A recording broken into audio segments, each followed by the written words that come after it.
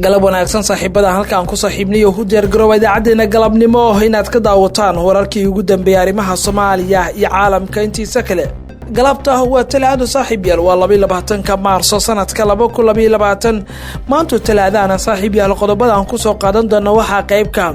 madaxweyne Saciid Cabdilaahi Dani miska casili doona xilka madaxweynaha mise asagoo madaxweynaha Puntland ah ayuu ka qayb gali doona tartanka doorashada maxaa ka jira in durba abaabul xoog leh oo mooshin oo Saciid Dani ah inuu ka soconayo magaalada Garowe warbixinadii ugu dambeeyay cadaadiska Saciid Dani saaran ee Puntland iyo in xilka iska casili doona in kale ayaan warbixin gaar ah kaga soo gudbin doona saaxiib yaal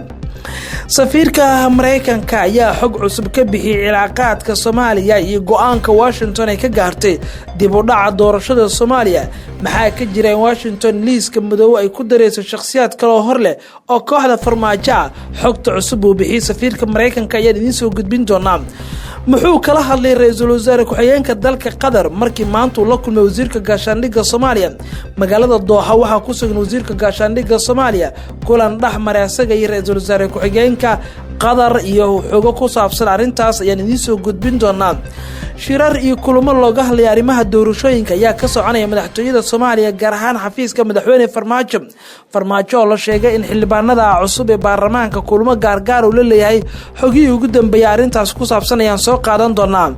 Muqdisho oo wajahaysa halis weyn shacabka reer Muqdisho wajahaya halistii ugu darneed ma jiraan dawlad naga celinayso halistan caasimadan ugu haysto ay yiraahdeen qaar kamid ah haddaba maxay yihiin halista ugu weyn dadka ku nool caasimada waqtigan ay wajahayaan maanta se dable hubeysan ayaa toogasho waxay ku dileen mid kamid ah ergadi wax ka soo dooratay baarlamaanka cusub ninkan la dilay magaciisa iyo xogo ku saabsanna warkayna galab ayaad ku daawan doontaan kama marna Somaliland oo qaramada midoobay u gudbisay codsi ku saabsan in Soomaaliya aan loo soo marsin deeqaha iyo mashaariicda la siinayo maamulkaasi warbixin ku saabsan ayaa qayb ka qodobadani kuba kale muhiim ah ayaa saaxiib yaal idaacadeena galabnimo aad ku daawan doontaan qayb ka waxa ka dhacdooyinka ugu dambeeyay arrimaha Ruushka iyo Ukraine iyo wixii aan ugu soo kordho xaaladda degdega intaan ku kori jirno warkeena macluumaad walba oo soo kordho waa daawan doontaan qayb ka noqon saaxiibada nagu xidhay channelkeena subscribe inoo dhig barelkana taabo si kugu soo dhacaan macluumaadka warbixinadeena galabnimo soo dhawaada saaxiib yaal aan ku bilaabo Saciid Cabdilaahi Dani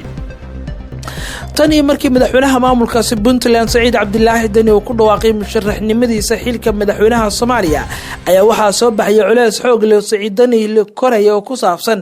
in xilka madaxweynaha maamulkaasi Puntland Saciid Dani muddo-xileedkiisa sharciga waxa ka dhiman 1 sano iyo 9 bilood marka loo eego waqtiga uu haysto Saciid Dani dastuurka Puntland uu siinayo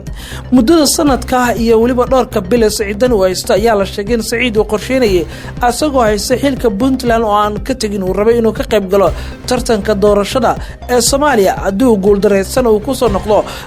hogaanka Puntland hadii laakiin uu ku soo guuleysto xilka madaxweynaha Soomaaliya Puntland uu ka tago qof kale u dhiibo xogtu waxay sheegaysaa Saciid Dani arintiisa laga diidan yahay oo diidmo xoog leh ay ka hor keeneen xubno kamid ah mas'uuliyiinta maamulkaasi iyadoo soo baxeen xitaa ololo mooshin oo Saciid Dani ka dhadhaan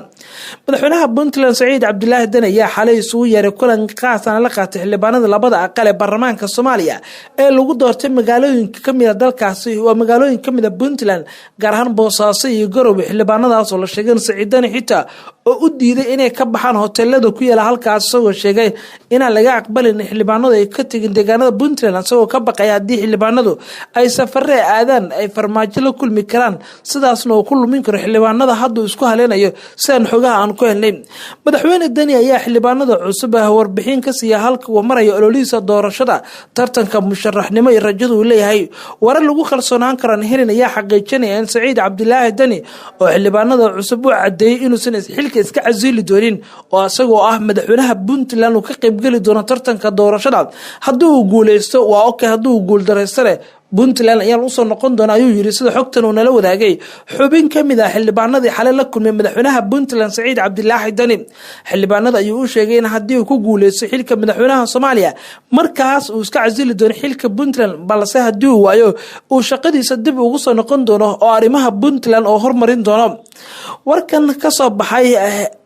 waa warkan ka soo baxay madaxweynaha uu la wadaagay xildhibaanada qaarkood warbaahinta xogtan u disiyay ayaa la sheegay in karkar xoog leh Siciid Dani ay ku abuurtay waxaana la ogaaday in ilaa in ku dhow 25 kamid ah baarlamaanka Puntland ay hadda wadaan ololo ku saabsan mooshin Siciid Dani ah inkastoo fasax la geliyay baarlamaanka uu fasax ku maqan yahay 2 bilood oo fasax haddana Siciid Dani ayaa la islahaa wuxuu ka faa'iideysanayaa fasaxa baarlamaanka laakiin xildhibaanada ayaa qaarkood durba bilaabo xildhibaanada baarlamaanka Puntland waxay bilaabeen ololo mooshin oo Siciid Dani ka dhanaasan xogta ku helino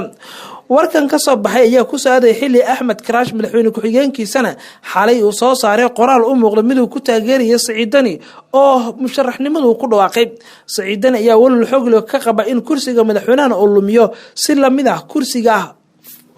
madaxda sare oo kursiga ugu sareeya fil Soomaaliya oo lumiyo oo dhaxda ku soo dhaco asagoo taasi ka baqaya ayaa la sheegay in go'aankan uu qaatay warbixinadana kale ayaan u gudbi doonaa saaxiibayaal shacabka Muqdisho halis weyn ayay wajahayaan ma jirto dawlad naga celin karta halisan aan wajahayn ayay yiraahdeen qaar kamid ah shacabka ku nool caasimada Soomaaliya Muqdisho ayaa sheegay in halista ugu weyn ay tahay in amniga caasimada uu faraha ka sii baxayo iyadoo dilal amni xumo ah ee caasimada ay ka jiraan Allah u naxariistay Muqdisho waxa lagu aasay marxuum Cabdinuur Cabdilaahi Maxamed oo habeen hore koox burcad ay ku dishay degmada Warta Nabadda kadib markii telefoon iPhone uu watay oo iska diiday intuugada ka dhacaan kadibna xabada ay la dhaceen Allah u naxariistay marxuumka Cabdinuur ayaa la sheegay in uu markaas sidoo kale xitaa waxyaabaha loo dilay qaybkeed inuu diiday lambar sareedka bangiga ama akoonkiisa inuu sheego telefoonkii uu watay kadibna rasaas la dhaceen mid ka mid ah ehelada marxuumkan ayaa wariyaasha u sheegay in xaaladda amni xumo ee ka jirta caasimada ay sii kordhayaan in dable hubeysan oo mooto bajaajyaal wataan ay dhac u geysanayaan dadka rayidka kuwaas oo qoryo iyo hubka la soo baxayaan maalin walba anagoo masjidka u socono ayayna dhacayaan wayna dilayaan ma jirto cid wax naga qabanaysa ayuu yiri dawladdu waxay dayacday amniga caasimada mooto feekon ayay wataan baskoolada ayaa u xiran kuwana waxay wataan mooto bajaaj oo xiliyada habeenkii ah xaafadaha ayay marayaan dadku xoog iyo telefoonada kaga qaadanayaan ayuu yiri sidoo kale wuxuu intaas ku daray cid arintan wax ka qabanaysa ma lahan dawladda iyo ciidanka booliisku inta wax kama qabtaan waa waxa dhacaya waaba askartii dawladda ayuu yiri dhinaca kale Muqdisho kaliya ma ahane ee amni xumada ka jirta caasimada xitaa xeendahabka caasimada gobolada ayaa laga soo sheegaya arintan ayaa imaanaysa xilli ay kordheen walaaca dadka caasimada ku nool ay ku saabsan amni xumada dilalka iyo qaraxyada caasimada si kastaba dawladda Soomaaliya ayaa ku celcelinaysa in wax ka qabanayso amni xumada caasimada ka jira laakiin ma muuqato dhinaca kale isla maanta mid kamid ah ergadi wax ka soo doortay baarlamaanka cusub ee Soomaaliya ayaa lagu toogtay magaalada Muqdisho amnigeeda oo sii xumaanaya maalinta ka dambaysa iyadoo dilalkuna u muuqdaan kuwa xargaha sii goosanaya dadka caasimaduna cabsi ay wajahayaan laamaha amniga waxa ay sheegeen in saacadaha soo socda howlgallo badan ay ka sameyn doonaan caasimada si loo xaqiijiyo amniga maanta ayaan ugu dambeysay xaafad kamid ah degmada Shibis ee gobolka Banaadir waxa lagu toogtay haweeney qayb ka ahayd dadkii wax ka soo doortay kuwaas oo baskoolado erga ah waa dable baskoolado watay dhowr xabal la dhaceen marxuumada ayaa ka qaybkeeda ergadii wax ka soo doortay xildhibaanada baarlamaanka cusub ee 11aad dalka gacan ku dhiglayaasha dilka geystay ayaa goobta iskaga baxsaday ciidanka dawladda ma aysan soo qaban sidaan oo kalena dilalka dhaca telefoonada ayaa caasimada ka noqday wax caadi ah laamaha ammaanka dawladda ayaa sheegay inay wadaan howlgallo lagu xaqiijinayo amniga badanaas howlgalladu ma ahan kuba lagu guuleystaa wuxuu ra'iisul wasaaraha ku-xigeenka dalkaasi Qatar uu u sheegay wasiirka gaashaandhigga Soomaaliya labadan oo ku kulmay magaalada Qaahira waa magaalada Dooxa wasiirka gaashaandhigga ee Soomaaliya Cabduqaadir Maxamed Nuur ayaa la kulmay ra'iisul wasaaraha ku-xigeenka dalkaasi Qatar ahna wasiir dowlaha gaashaandhigga dalkaasi Khalid bin Mohammed Al Thani labada mas'uul ayaa ka wada hadlay xoojinta xiriirka iskaashiga ee Soomaaliya iyo Qatar gaar ahaan labada wasaaradood ee dhanka gaashaandhigga ah waxaan u mahadcelinayaa martiqaadkii soo dhaweyntii habmaamuuska saraha ee dawladda Qatar ay sameysay wasiir jaamac Qatar ayaa kamid ah dawladaha sida weyn u taageeraya dawladda Farmaajo ayadoo malaayiin dollar ay ku bixinayso danaha gaarka ee Farmaajo Fahad Yaasiin lama hubo sanadkan in mar kale ay si toos ah Qatar ay u maalgelin doonto farmaajo laakiin warar ayaa sheegay in Fahad Yaasiin uu wato musharax kale oo dowladda Qatar ka soo garay kaas oo laga yaabo in kooxda farmaajo waa kooxda dowladda Qatar ay maalgeliso farmaajona laga yaabo in sanadkan uu lumiyo kasoo muuqashada tartanka hogaanka sare wasiirka gaashaandhigga ayaa la sheegay in Qatar uu tagay arrimo la xiriira ciidamada iyo waliba sidoo kale dhaqaale xoog leh wasiirka gaashaandhigga Soomaaliya iyo waliba ra'iisul wasaare Roble ayaa si fiican isku dhow oo saaxiibtinimo ay ka dhaxaysa inkastoo ilaa hadda macluumaad dhab ah laga ogeyn qorshaha safarka wasiirka gaashaandhigga oo ku jooga magaalada Dooxa safiirka Mareykanka xogo cusub ayuu ka bixiyay cilaaqaadka Soomaaliya iyo go'aano cusub ay gaari karto xukuumadda Washington haddii xaaladdu sidan ahaato oo doorashada ay gaabis ku sii socto dowladda Mareykanka ayaa u aqoonsatay Soomaaliya saaxiibka ugu wanaagsan oo ay taageeri doonto oo kana taageerayso arrimaha ammaanka xasiloonida gargaarka bini'aadanimada ayadoo safiirku intaas ku daray in go'aankan uu yahay mid la sii wadi doono ilaa dimuqraadiyad weyn geeska Afrika ay ka dilaacdo tobaneeyo sano oo Soomaaliya waxaa ka jiray burbur inkastoo 20 sano la soo dhaafay ay Soomaalida dawlad jilicsan ay helayso oo maalgelin kalisa caalamka balse haddana sidii hore way dhantay ayuu yiri safiirka inta badan hay'adaha dawladda ee dalka iyo kuwa kale ayaa shaqadu waxay tahay in ay inay ka shaqeeyaan dalka nabadgelyadiisa sidoo kale ay naafiyaan oo ay ciribtiraan kooxaha argagixisada safiirka Mareykanka ee Soomaaliya Andre Lor ayaa u sheegay idaacadda VOA in Washington ay go'aan ku gaartay taageerada in la xoojiyo Soomaaliya si Soomaaliya u noqoto dal xasiloon oo dimuqraadiyad ay ka jirto ayadoo la marayo bixitaanka gargaarka bini'aadanimada amniga horumarka iyo deeq-bixiyaasha dhammaan waxaynu waxyaabaha ugu weyn hadda Mareykanku ka shaqeynayo safiirka Mareykanka ee Soomaaliya sidoo kale ku adkeysay in Mareykanka hormuud ka yahay kaalmada dhanka dimuqraadiyadda soo dhinka kalena cambaariyay isku dayada la xiriira gabaabsiga oo hoos u dhaca doorashada iyo dadka dhaliisha badan ee doorashada u soo jeedinaya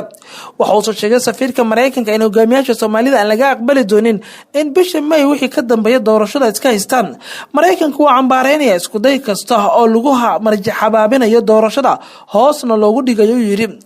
xorriyadda saxaafadda ayuu soo hadal qaaday oo Soomaaliya kaalinta hoose ka jirta laakiin uu sheegay Mareykanka si aad ah oo u jecel yahay xorriyadda saxaafadda madaxda dalka oo ugu horeeyay farmaajo iyo waliba xubnaha kale ayuu sheegay in toddobaadkan uu kala hadlay dadajinta arinta doorashada iyadoo laga fogaanayo wax walba oo halis gelin kara gaabis ama dib u dhac ku yimaada doorashada Soomaaliya ugu dambeynna Soomaaliland ayaa qaramada midoobay u bandhigtay dalab ah in Soomaaliya aan loo soo marsin kalmada bini'aadanimo la siinayo maamulkaasi wasiirka arrimaha dibadda ee Soomaaliya Dr. Ciise Kayse Maxamuud oo faahfaahin dheer ka bixinayay booqasho wafdiga madaxweynaha Soomaaliland oo ku tagay xarunta dhexe ee qaramada midoobay ku taalo magaalada New York ee dalkaasi Mareykanka wafdiga madaxweynaha Soomaaliland ayaa halkaasi kula kulmay mid kamid ah ku-xigeenka xogayaha guud ee qaramada midoobay oo u sheegay arrimo badan oo ku saabsan xaaladda Soomaaliland Kayse ayaa sheegay inay qaadeen talaabooyin badan oo ku saabsan markii kulan dhiirigelin ay la qaateen xubno kamid ah golaha ammaanka ee qaramada midoobay ayagoo sheegay in wax walba oo gargaara oo arrimaha la xiriira Soomaaliland inaan loo soo marsin dawladda Soomaaliya ay si toos ah maamulkooda loo siiyo sidoo kale wuxuu intaas ku daray in qaramada midoobay ay gudbiyeen in kaalmooyinka ay bixiyaan in si toos ah Soomaaliland loo siiyo idaan Soomaaliya loo soo marsiin karin maadaama ay sheegeen in Soomaaliya isku dayayso inay carqaladeyso gargaarkaasi wasiirka arrimaha dibadda ee Soomaaliland oo sii hadlayay xusay in wadahadallo ay u socdaan wadahadalladaas uu sheegay in meel fiican ay marayaan oo u dhaxeeya Soomaaliland iyo waliba sidoo kale dawladda Mareykanka asagoo soo hadal qaaday horumarada waaweyn ee Soomaaliland ay ka sameysay dhanka beeraha kalluumeysiga dimuqraadiyadda oo dhammaanba horumarka hadda xukuumadda Hargeysa ay ku faanayso sida uu yiri madaxweyne Muuse Biixi waa sida uu yiri wasiirka arrimaha dibadda madaxweynaha Soomaaliland Muuse Biixi Cabdi ayaa booqasho ku jooga Mareykanka iyadoo kulamo kala duwan uu la qaadanayo hogaanka waa xubnaha Mareykanka ee ku sugan Washington galab wanaagsan warbixinadiina galabnimo ilaa halkaas ku soo koobay qodobadan ayaa ugu waaweyn qodobadan wixii soo kordha idaacadeena caawa ayaa naga xasuusina